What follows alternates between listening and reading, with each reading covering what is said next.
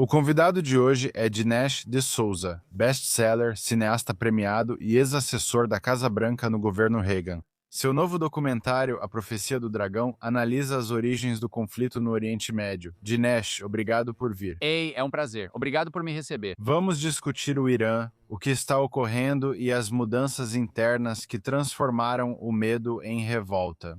Por que 12 inocentes são massacrados? Se puder opinar, agradeço. Bem, o Irã representa a captura pelo islamismo radical de seu primeiro e realmente único grande Estado. Tivemos o Talibã no Afeganistão, mas aquilo foi mais uma ação improvisada. A Revolução Iraniana de 1979 impulsionou muçulmanos radicais, presentes desde a fundação da Irmandade Muçulmana nos anos 1920. Eles atuavam como operação externa, sendo vistos nessas sociedades como força rebelde, ou operações terroristas como o Estado Islâmico do Iraque e da Síria ou Al-Qaeda. E eles sempre precisavam de alguém para patrociná-los e dar acesso ao parquinho, como aconteceu, por exemplo, na preparação do 11 de setembro. A Revolução Iraniana foi importante porque os mulás assumiram o controle de todo o país. Eles criaram um novo regime, um governo teocrático no sentido literal. Frequentemente, quando se fala em teocracia, o termo não é usado corretamente. Elas comentam sobre um rei possivelmente cercado por homens santos, mas que não é clérigo. A teocracia, tanto na Europa quanto no mundo muçulmano, costumava ter um califa, que podia ser aconselhado por mulás, mas não era um deles. Com o Irã, vimos o governo dos mulás, que se mostrou duradouro. Já dura há 45 anos e isso me estimula e empolga. É surpreendente ver isso de forma positiva. Mesmo em meio século, a propaganda não se infiltrou totalmente.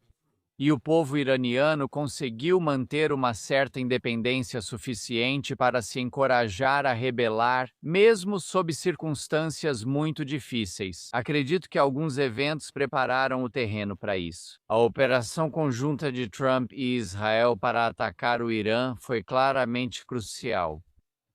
Na verdade, eu também acho que a captura de Maduro na Venezuela encorajou os iranianos. Eles gostariam de ver algo parecido em seu país, tornando o evento ainda maior que na Venezuela. E por todas essas razões, isso é algo que estou acompanhando com grande interesse, mas também, eu diria, com uma empolgação nada disfarçada. O Irã já viu protestos antes. O que torna este momento diferente de todos os outros?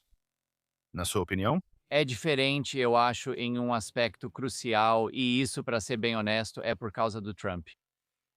Trump provou, ao contrário do que muitos acreditavam, que não era isolacionista. Trump não quer envolver os Estados Unidos da América em guerras sem fim, como afirma. O envio de tropas e a tentativa de gerenciar assuntos internos de outros países ficaram tragicamente evidentes nas operações do Afeganistão e Iraque. Você tinha soldados americanos supervisionando um grupo de tribais sentados em círculo, tentando resolver disputas entre si. Então, os Estados Unidos não querem fazer isso. Mas Donald Trump deixou claro que não se opõe a ações militares fortes e imprevisíveis para eliminar inimigos e regimes ruins. Quero dizer, só o cargo dele. Ultimamente, ele pede ao povo iraniano que aumente a pressão, desafie as pessoas e não se preocupe. Citação: a ajuda está a caminho, pense em como isso é encorajador agora. Compare com o governo Obama. Nos 2009, ficou claro que Obama queria se manter distante por qualquer motivo. Uma explicação benigna é que ele temia uma má interpretação, podendo até fortalecer o regime, mas não acredito que essa seja a explicação certa. Eu acho que Obama, na verdade, está do lado do Irã e ele apoia os ayatolás e ele era a favor do regime e contra os manifestantes. Mas, seja como for, independentemente de como se interpreta a ação de Obama, ou talvez inação seja uma palavra melhor, a diferença fundamental aqui é quem está no comando. É Obama ou é Trump? Agora, para quem não conhece a história, como era o Irã antes de 1979 e o que mudou fundamentalmente depois da Revolução Islâmica? Bem, havia no meio do século XX uma forte tendência de secularização no mundo muçulmano. E vimos isso na Turquia com Atatürk. Atatürk foi meio que o Gandhi da Turquia. E esse cara foi muito longe, quero dizer, ele chegou a proibir o véu, sabe? Ele pegou mesquitas e basicamente as desmontou e as transformou em museus. E ele tinha o prestígio e a reputação de ser o tipo de salvador do país, como eu mencionei, meio que o Gandhi da Turquia. Por isso conseguiu fazer isso na época, mas não escapou para sempre. Porque com o tempo, houve uma reação islâmica e a Turquia hoje está mais inclinada ao islamismo. A fórmula de Atatürk funcionou por décadas e parte de sua influência ainda é visível hoje. O Shah do Irã fazia algo semelhante. E enquanto o velho Shah, Reza Shah, era um cara bastante poderoso, seu filho, Reza Shah Pahlavi, era um pouco mimado, educado no Ocidente e um tanto fraco, razoável. Apesar das acusações do governo Carter de ser implacável e ter uma polícia secreta, o verdadeiro problema dele era ser fraco. E quando os mulás começaram a desafiá-lo, ele basicamente disse: "Bem, eu não posso me livrar dessas pessoas. Eles são iranianos, são iguais a mim." De certa forma, ele permitiu que acumulassem mais poder. Ele poderia ter acabado com o movimento cedo, mas preferiu não agir, e no fim, ele ficou muito forte. Recebeu apoio indireto da França e dos Estados Unidos da América novamente sob a administração democrata. Jimmy Carter queria tirar o Shah do poder por ser ditador. Carter, que defendia os direitos humanos, via o Shah como autocrata. Eu não acho que Jimmy Carter antecipou isso, e é isso que diferencia Carter de Obama. Carter não previu isso. Ao evitar o mal menor, ele permitiu que o mal maior acontecesse, tornando-se facilitador do islamismo radical no controle de seu primeiro grande estado. Uma transformação completa de toda uma sociedade não é fácil de alcançar, e mesmo assim, os mulás estavam determinados a fazê-la acontecer. Isso à distância, pois odeio essas pessoas, mas admiro a tenacidade com que realizaram isso por décadas. Atualmente, muitos iranianos apoiam Israel abertamente. Por que Israel virou uma obsessão para o regime iraniano? Tanto que eles gastam bilhões e bilhões de dólares só para tentar destruir o Estado de Israel? Para mim, só há dois grupos no mundo que sabem combater o islamismo radical. Os israelenses lideram a lista. E eu atribuo isso não apenas ao tipo de genialidade nata dos judeus, mas realmente ao fato de que Israel cresceu em um bairro muito perigoso. Certo? Quando você vive em um bairro muito perigoso, você se torna muito bom em habilidades de sobrevivência. Ficar atento ao que está ao seu redor, antecipar problemas antes que comecem, lidar com eles de forma rápida e eficaz. Então, os israelenses demonstraram que agora será assim. Alguns regimes muçulmanos também combatem o islamismo radical, em certos casos com eficácia. Vi recentemente uma conversa com um dos principais líderes dos Emirados Árabes Unidos. Ele falou: "O antissemitismo na Europa e América é uma opinião. Nos Emirados Árabes Unidos é ilegal." Ele afirmou: "Não existe irmandade muçulmana aqui, nem grupos rezando nas ruas, pois isso não é permitido nem tolerado." Ele disse: "Só vocês, pessoas do Ocidente, fazem isso."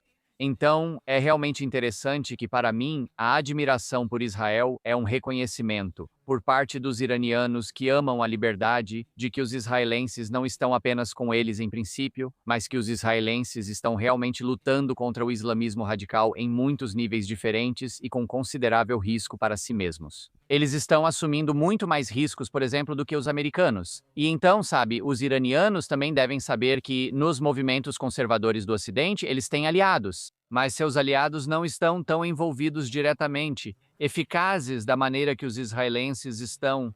Por isso, Israel é praticamente o principal totem de admiração. Se o regime iraniano caísse, quanto o conflito no Oriente Médio mudaria de imediato? Como você imagina a região sem o Irã?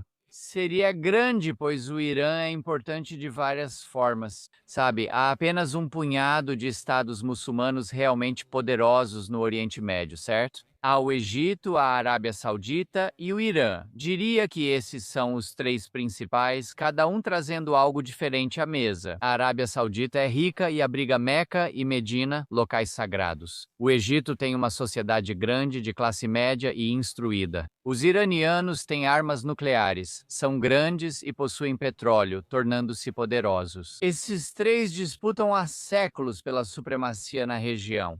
E, de certa forma, pode-se dizer que o Egito e a Arábia Saudita agora estão mobilizados juntos contra o Irã. Assim, o colapso do Irã mudaria significativamente o peso e a estrutura de poder do Oriente Médio. Acredito que isso enfraqueceria o islamismo radical, especialmente agora que está crescendo no Ocidente. Verificamos a influência islâmica na Austrália, Canadá e Europa, dominando cidades. Londres, por exemplo, já era. Moro no Texas, estado conservador. Mesmo aqui, há muitas mesquitas e islamistas disputando o conselho escolar, mostrando uma campanha global em curso. Mas em termos de manter um grande Estado, o Irã é a guerrilha do islamismo radical. Derrubar a guerrilha seria um grande golpe para o moral do islamismo radical. E, consequentemente, um impulso para as forças anti-islamistas e amantes da liberdade ao redor do mundo. Na sua opinião, por que conservadores proeminentes agora culpam Israel ou os judeus, e não o islamismo radical? Isso, para mim, é um verdadeiro enigma, porque eu não vi nem ouvi nada parecido com isso. Eu me formei durante o governo Reagan. Nos meus 20 e poucos anos, trabalhei na Casa Branca do Reagan, então estou envolvido com o movimento conservador há 40 anos. E esse aumento de sentimento abertamente anti-judeu e anti-Israel, liderado por pessoas que, curiosamente, nunca foram assim antes. Então, isso é meio que uma reviravolta, uma mudança inesperada, um tipo de surpresa, e os motivos disso ainda não estão muito claros para mim. Eu já vi muitas explicações diferentes. Deve ser isso, deve ser aquilo. Esses caras, essas pessoas estão sendo pagos?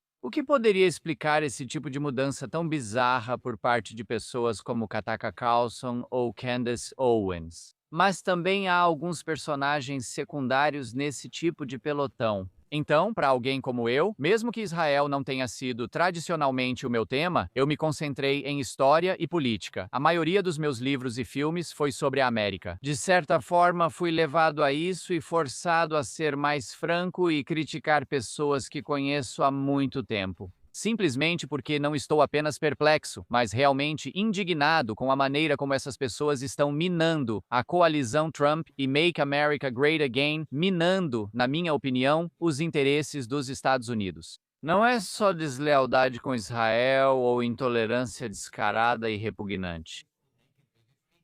Estamos vendo isso não só com judeus, mas também com negros, uma política identitária branca presente nesses movimentos. Então existe um tipo de veneno aqui e alguns de nós estão bastante determinados a erradicá-lo. Quando direitistas dizem que Israel controla a política dos Estados Unidos da América, isso é antissemitismo reciclado ou algo novo?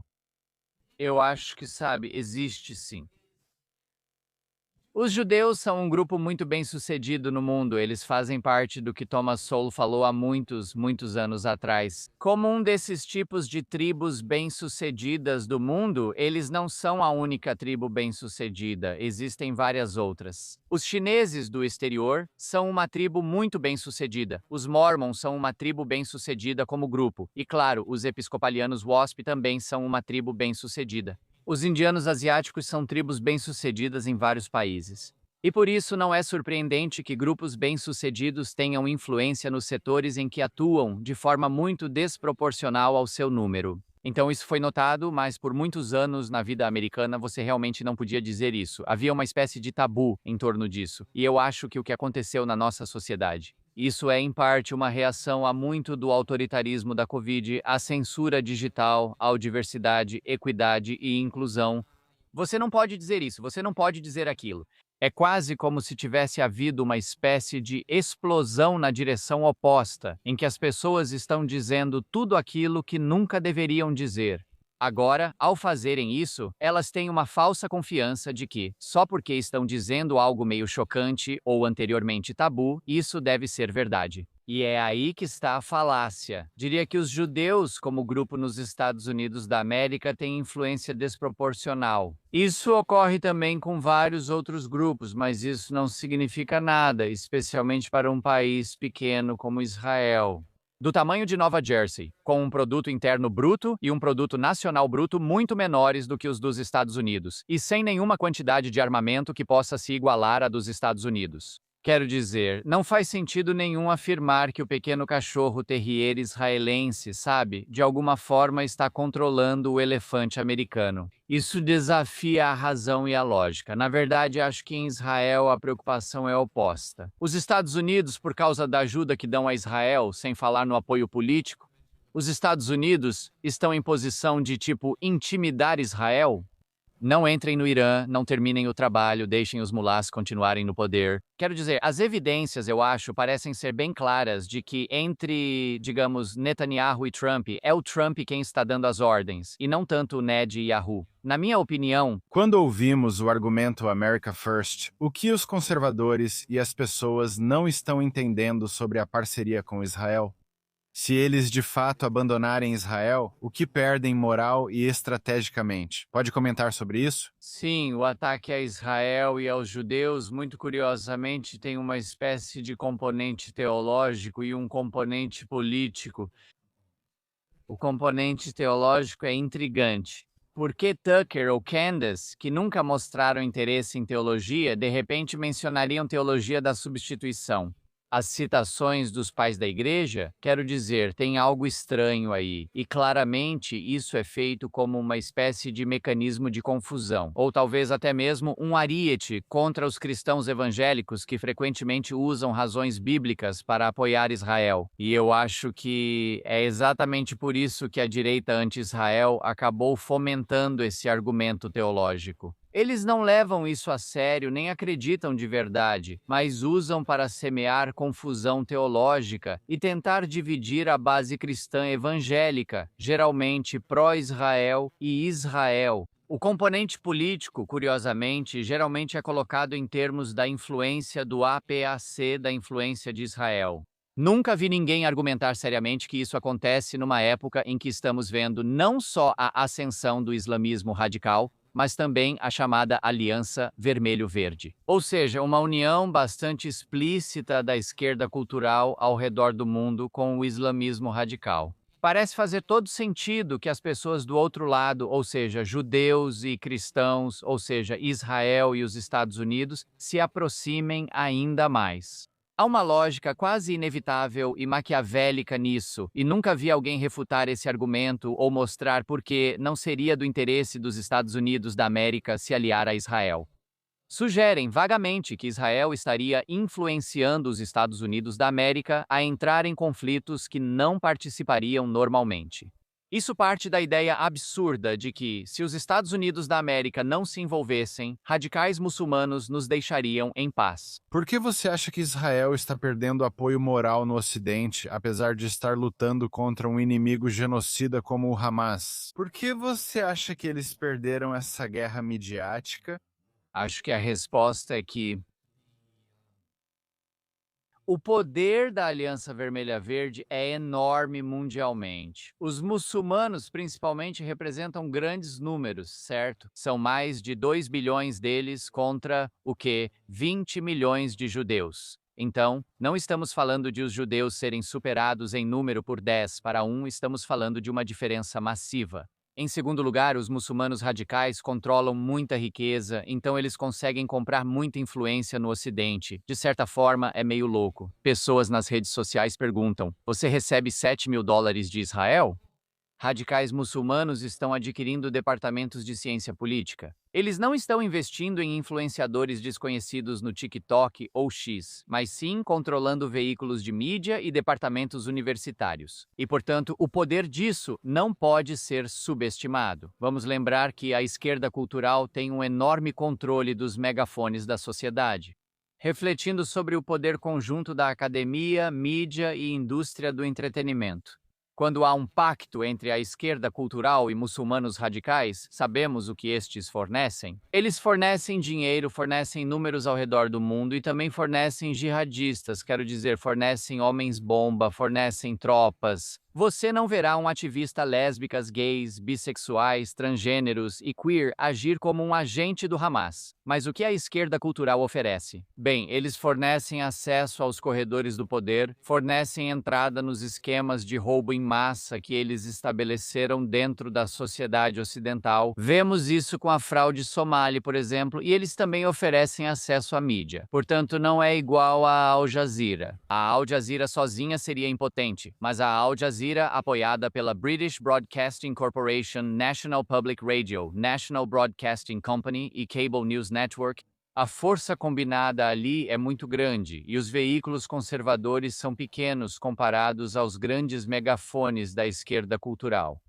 Que papel você acha que o Catar desempenha na retórica anti-Israel e antissemita que está acontecendo? Por um lado, vemos que eles são parceiros dos Estados Unidos da América e também foram os negociadores de reféns com Israel, mas ao mesmo tempo estão protegendo as lideranças do Hamas. Eles meio que estão desempenhando um papel para todos e financiando instituições ocidentais, jornalistas e coisas desse tipo. O Catar merece mais destaque do que recebe. Concordo, acho que devemos pensar assim. Nós temos essas organizações terroristas conhecidas, como o Estado Islâmico do Iraque e da Síria, Al-Qaeda, Hezbollah, Hamas, Boko Haram. Então, o Irã é, de certa forma, o patrono do islamismo militante desse tipo. Não digo que o Irã apoie todos esses movimentos, mas apoia a maioria e simboliza essa abordagem ao jihad. Há também uma segunda abordagem, a da Irmandade Muçulmana, que é trabalhar, de certa forma, dentro da órbita do mundo como ele é, participar de conferências, engajar-se na diplomacia, infiltrar-se pacificamente. Esse é o papel que o Catar escolheu e está bem posicionado para desempenhá-lo. Porque, veja, se a sociedade ocidental estivesse unida, seria muito fácil colocar o Catar no mesmo campo que o Irã. Basicamente, isso é como a rotina de policial bom e mal do islamismo radical. Um cara finge ser o bonzinho, o outro finge ser o mal. Eles, na verdade, estão trabalhando totalmente em conluio agora, esse é o caso. O problema surge quando a sociedade ocidental está dividida. Um cara como o Trump agora está numa situação em que ele quer tirar os reféns. Ele precisa encontrar alguma maneira de se comunicar com o Hamas. Os cataris estão na porta dele e sabem bajular o Trump. Oh, grande senhor Trump, temos um avião de presente esperando lá fora. Venha dar uma olhada, senhor. Ei, adivinha? Conhecemos o pessoal do Hamas, não estamos do lado deles, mas somos vizinhos. Que tal passar sua mensagem por nós? Levamos a mensagem para eles e trazemos a resposta para você, como o reverendo Jesse Jackson fazia como mediador nos Estados Unidos da América. Onde ele ia até essas corporações, na verdade, muitas vezes ele mobilizava um monte de ativistas raciais para chamar essas corporações de racistas. Aí ele aparecia na porta do Chief Executive Officer da empresa e dizia: "Olha, os irmãos estão muito irritados, mas sabe de uma coisa? Eu realmente posso te ajudar com isso.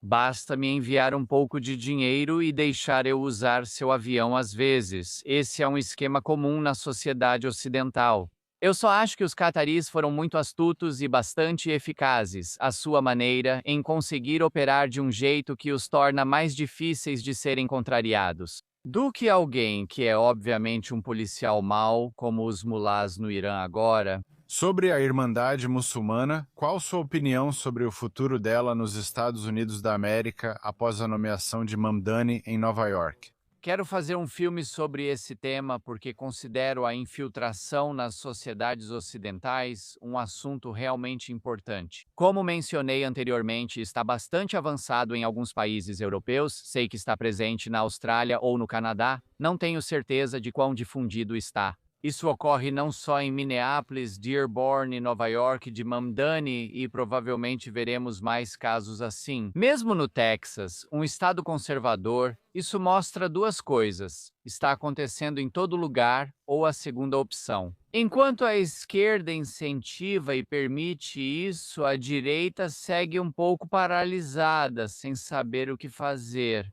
E o motivo pelo qual a direita está paralisada é que, em geral, o conservadorismo americano moderno é uma defesa da Constituição e, particularmente, uma defesa das várias liberdades que estão enumeradas na Declaração de Direitos. Liberdade de associação, direito à propriedade, direito de se reunir, direito à liberdade de expressão. O ponto-chave é que muçulmanos radicais usam o passaporte da liberdade ocidental. Eles, vamos dizer, por exemplo, no Texas, estou apenas dando um exemplo hipotético, mas não muito distante do que realmente está acontecendo. Suponha que muçulmanos radicais decidam comprar 1.000 acres no Texas para criar uma grande madraça, academia só para meninos, onde aprenderão Alcorão e Sharia. Se você disser não, eles vão questionar. Pensávamos que vocês apoiavam a propriedade privada, estamos comprando isso com nosso próprio dinheiro. Pensávamos que vocês apoiavam instituições privadas, pensávamos que vocês apoiavam a educação privada. Certamente você apoia a liberdade de reunião. Você não vai me dizer agora que é contra a liberdade de expressão, vai? Então, o que quero dizer é o seguinte. E essa é a estratégia da Irmandade Muçulmana do Catar, que é seguir pelos caminhos que lhes são permitidos. Essa é a parte assustadora, pois o destino final mina todas essas liberdades. A sociedade ocidental, por seus próprios princípios, parece permitir uma tempestade que poderá destruir essas liberdades. O objetivo de acabar com a Constituição é criar uma sociedade totalmente diferente. Então, é preciso entender não só o quão grave isso é, a natureza da ameaça, mas também como pensar sobre isso e o que fazer a respeito. Essas são algumas tarefas que defini para 2026. Estou ansioso para ver esse documentário no futuro. Quero agradecer pelo seu tempo, aprecio todos os seus insights e desejo muito sucesso em seus futuros projetos e empreitadas. Obrigado, muito obrigado.